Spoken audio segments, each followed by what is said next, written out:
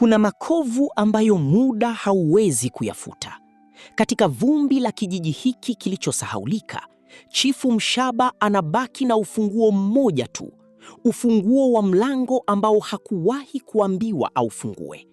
Je, utajiri na heshima vina thamani gani ikiwa ndani yako unaishi na sauti za majuto?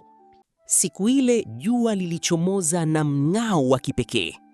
Zuwena alitokea kama ndoto, mrembo, mtulivu na mwenye harufu ya mvua ya kwanza. Hakuna aliyejua alikotoka, lakini kila mmoja alijua kuwa kijiji hakitabaki kuwa vile vile tena.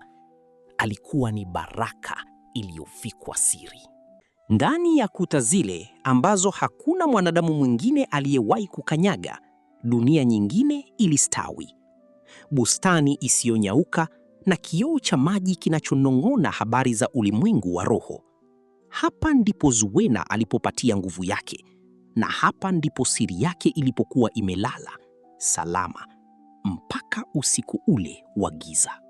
Kila usiku mwanga wa ajabu ulipenyeza chini ya mlango, ukimwita chifu kama sumaku.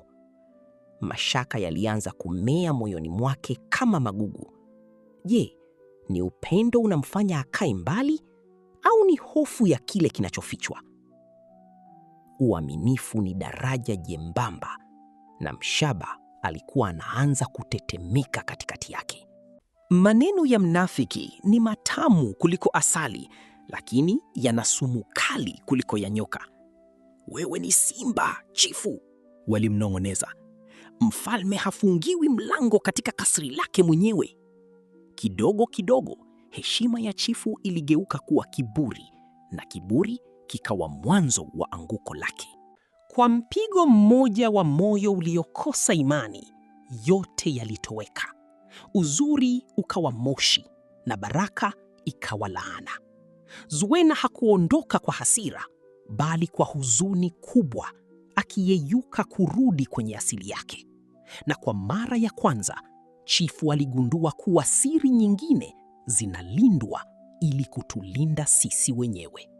Je, ni siri gani ambayo unadhani haipaswi kufunuliwa kamwe?